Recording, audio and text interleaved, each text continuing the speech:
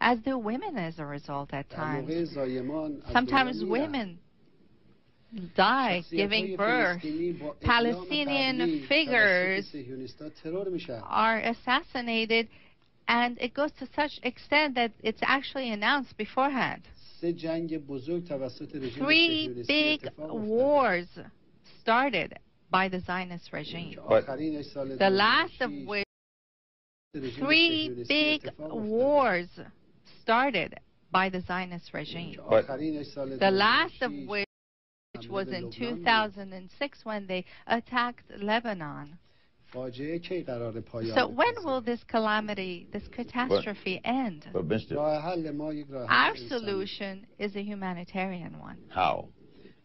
What we say is that in the Palestinian territory there must be a free referendum, and the Palestinian people should determine their own fate. This is the spirit and the letter of the Charter of the United Nations. I ask you, I'd like to ask you, really, how is it possible to force out the people of one land and then gather other people from around the world and let them sit and live in the homes of others and establish a government? There's really a logic that is unacceptable. What are the Palestinians to do? The world community that the United States claims to speak for, how come does not embody the voices of the Palestinians? 60 years of displacement. Would you agree, and there are obviously disagreements here, would you agree to sit down with all of the people of the Middle East, Israel included, to work at some solutions? You don't want harmful solutions. You don't want bombs. You don't want to obliterate a people. You want to do some things politically. Why not sit down and talk, Israel included? You see, the Zionist regime is an uninvited guest. It is an occupier. But if you It don't is killing talk to people. them, Allow me. I'd like to ask you, if someone comes and occupies the United States, as American people, would you give them any rights? Or would you force them out? but the world declared it a state. Israel is that's a fact. You're not going to change that fact. Israel is a state. So all I'm asking you is, why not get together now, states and discuss your disagreements and hopefully come to some peace and bring about justice for Palestinians? Why can't you? Israel, you're not going to change that. The apartheid regime of South Africa was a fact as well. Where is it today? The Soviet Union was a fact as well. Where is it today? Was the Soviet Union, did the Soviet Union collapse as a result of talks and dialogue, or as a result of resistance, in other words? At times you have to resist. You see, over 100 peace plans have been offered for the resolution of the Palestinian crisis, and all of them have been defeated. None of them have given results. Today, the head of the Palestinian Authority, the Egyptian leader, many others have negotiated with the Zionists many times, but has there been any result? Hundreds of meetings and negotiations. What's the result so far? Except the expansion of the Zionist regime, the expansion of settlements, except for the escalation of tensions and terror and the killing of people. This regime is fundamentally illegal. I'm deeply concerned about the situation in Georgia. The United States takes this matter very seriously. The attacks are occurring in regions of Georgia far from the zone of conflict in South Pacific. They mark a dangerous escalation. The violence is endangering regional peace. Civilian lives have been lost. Others are in danger. This situation can be resolved peacefully.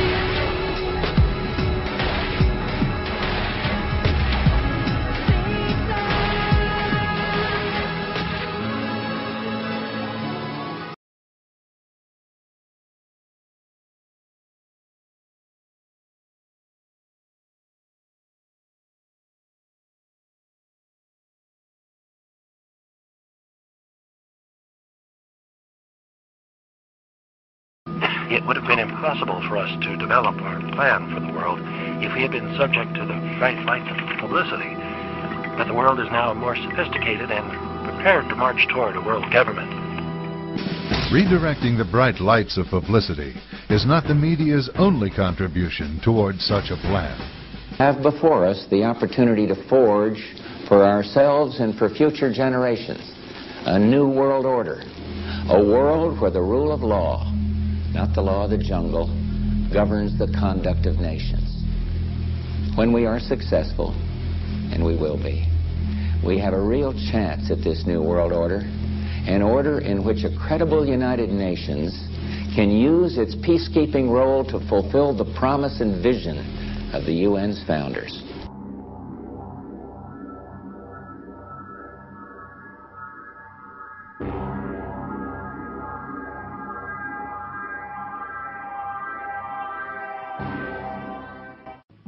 What is at stake is more than one small country. It is a big idea, a new world order, where diverse nations are drawn together in common cause to achieve the universal aspirations of mankind: peace and security, freedom, and the rule of law. Out of these troubled times, our fifth objective, a new world order, can emerge. Now we can see a new world coming into view. A world in which there is a very real prospect of a new world order. There is a chance for the President of the United States to use this disaster to carry out what his father, a phrase his father used, I think, only once, and hasn't been used since, and that is a new world order.